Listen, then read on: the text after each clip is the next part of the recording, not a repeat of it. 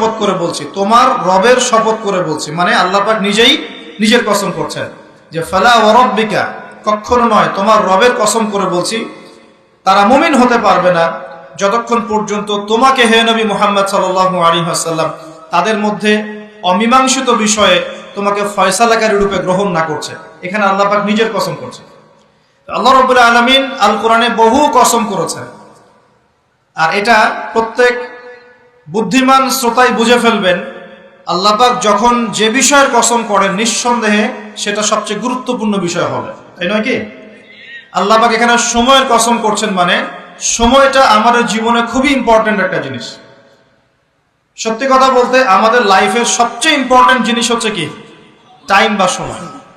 আমরা যখন মায়ের গর্ভে ছিলাম এবং আমাদের বয়স ছিল 4 মাস 10 দিন, তখন আল্লাহর পক্ষ থেকে একজন ফেরেশতা এসেছিলেন, এসে মায়ের গর্ভে রূহটাকে ফুঁকে দিয়েছেন এবং 4টা বিষয় লিখে দিয়েছেন। 1 নাম্বার, এই গর্ভের সন্তানের হায়াত কতটুকু হবে।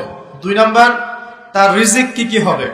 3 নাম্বার, সে সৌভাগ্যবান হবে না দুর্ভাগ্যবান হবে। 4 নাম্বার, সে দুনিয়াতে কি কি আমল করবে। এই 4টা বিষয় লিখে দেওয়া হয়েছে।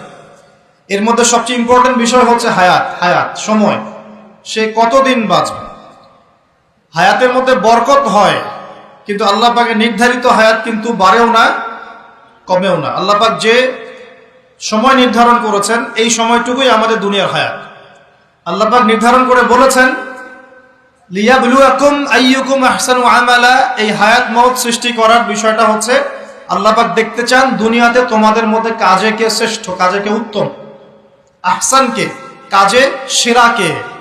আল্লাহ পাক দেখতে চান না আমলের মধ্যে এভারেজ কে, গতানুগতিক কে। আল্লাহ পাক দেখতে চান আমলের শ্রেষ্ঠ কে।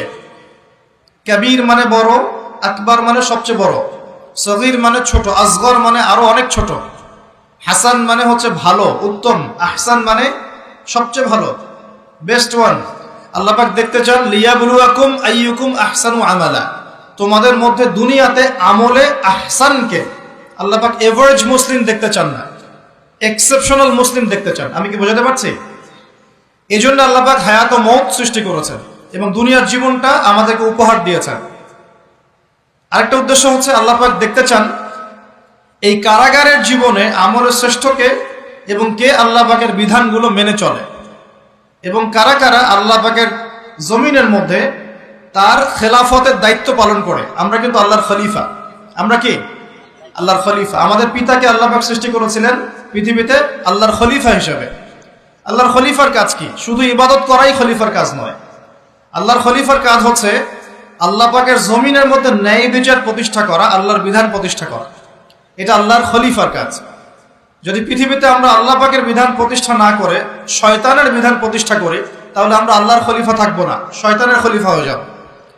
আমি কি বুঝাতে পারছি? আল্লাহ পাক দুনিয়ার এই কারাগারের জীবনটাতে আমাদেরকে নির্ধারিত সময় দিয়েছেন, ওয়াল আসরি, সময়ের কসম। আরেকটা অর্থ এখান থেকে নেওয়া যায়, সেটা হলো আল্লাহ পাক সময়ের কসম করে আমাদেরকে মূলত অতীতকালের দিকে তাকাতে বলছেন। কোন দিকে? অতীতের দিকে। কোরআন খুললে আপনি দেখবেন, আমার সামনে যে কিতাব আছে আল্লাহ পাকের কিতাব আল কোরআনুল কারীম, এই কোরআনুল কারীমকে আপনি 3টা ভাগে ভাগ করতে পারবেন। একটা অংশে গিয়ে দেখবেন এখানে আছে হুকুম আহকাম, কি করা যাবে কি করা যাবে না, কি করতে হবে কি করতে হবে না।